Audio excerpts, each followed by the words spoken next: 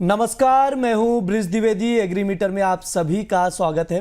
आज के एग्रीमीटर में हम पाम ऑयल पे बाजार पर चर्चा करेंगे। पाम ऑयल पर विस्तार से बातचीत करने के लिए हमारे साथ जुड़ रहे केडिया एडवाइजरी के director Ajay Kedia sir. Sir नमस्कार, स्वागत है आपका द बोनस में। बहुत बहुत धन्यवाद ब्रिज, मुझे बुलाने के लिए। सर पाम ऑयल पर बातचीत करेंगे आज के इस शो में। मौजूदा समय में अगर सर देखा जाए तो घरेलू बाजार में पाम ऑयल की सप्लाई कैसी नजर आ रही है?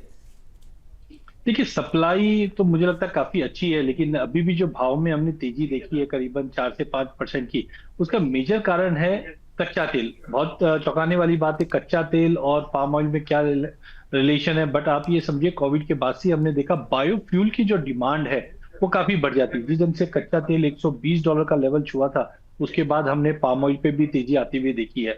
हालांकि डोमेस्टिक मार्केट पे सप्लाई काफी अच्छी है, मस्टर्ड का भी प्रोडक्शन भी इस बार अच्छा रहा है, जिसके चलते प्राइजेस में इतने ज्यादा तेजी नहीं दिखाई दे रही थी। लेकिन ग्लोबल मार्केट में कच्चे तेल बढ़ने की वजह से जो बायोफ्यूल की डिमांड है वो काफी इंपॉर्टेंट है इसके लिए। और खास करके फर्स्ट क्वार्टर जो होता है वो हमारा कंजम्पशन का पीरियड होता है। इसके लिए मुझे लगता है कि प्राइस में एक तो डिमांड में इंप्रूवमेंट है, सप्लाई भी ठीक ठाक है, लेकिन कच्चे तेल की तेजी की वजह से हमने देखा और ये ओवर एक्सटेंडेड तेजी बनी है। सर प्रोडक्शन पर भी बातचीत कर लेते हैं, उत्पादन पर। मलेशिया में फरवरी के दौरान पाम ऑयल के उत्पादन में गिरावट देखने को मिला है सर।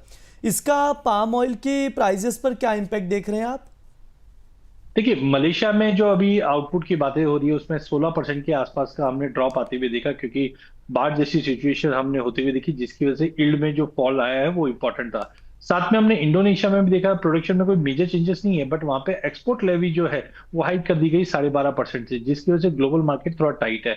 नया चीज देखी गई है चाइना। चाइना में भी सप्लाई ठीक ठाक है और इंडिया भी इंपोर्ट अच्छा खासा कर रहा है, जिसके चलते मुझे लगता है कि प्राइजेस में कंटिन्यू तेजी बनी रहेगी। अगर हम मलेशिया के नंबर्स जो स्क्रीन पे दिख रहे हैं वहां पे आप देखोगे तो करीबन 18.5% का फॉल आता हुआ दिखाई दे रहा है, जिसकी वजह से ये तेजी बनी है। और साथ में डिमांड तो कंटिन्यू बनी हुई है। सर डिमांड पे थोड़ा मैं आपसे और समझना चाहूँगा। घरेलू बाजार में पाम ऑयल की डिमांड कैसी, ये बताइए। और साथ ही हम लोग देख रहे हैं अमेरिका ईरान के बीच युद्ध चल रहा है, इसका प्राइजेस पे क्या इम्पेक्ट पड़ रहा है? देखिए, सबसे पहले घरेलू डिमांड या ग्लोबल मार्केट डिमांड की बात करें तो रमजान के चलते रीस्टॉकिंग काफी ज्यादा हुई है, जहां पे मिडिल ईस्ट, चाइना, इंडिया ये काफी इंपॉर्टेंट है, क्योंकि यहाँ पे कंजम्पशन बहुत रहते हैं। और इंडोनेशिया में एक चीज और देखी गई थी, वहां पे B40 की जो पॉलिसी है उसको चलते भी देख रहा है कि करीबन 13 मिलियन टन के आसपास का जो कंजम्पशन है वो एडिशनल बढ़ता हुआ दिखाई देगा। हालांकि ये B40 B50 में डाइवर्जेंट कब आएंगे वो थोड़ी सी क्लैरिटी नहीं है।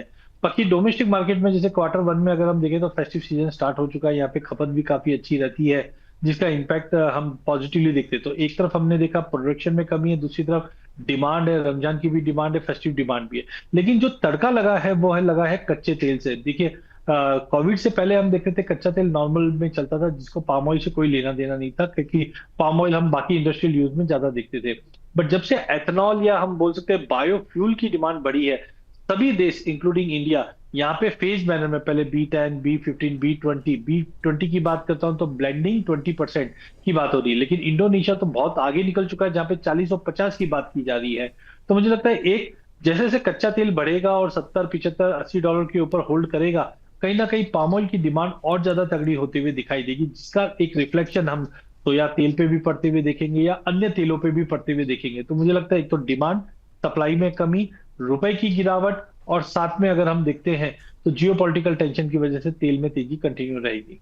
सर आपने प्रोडक्शन कम होने का जिक्र भी किया, तो आपसे समझना चाहिए कि मलेशिया में उत्पादन, स्टॉक, एक्सपोर्ट देखा जाए तो घटा है, तो इसका प्राइसेस पर क्या इम्पैक्ट पड़ रहा है? खास करके भारत में पाम ऑयल की कीमतों पर क्या असर देख रहे हैं?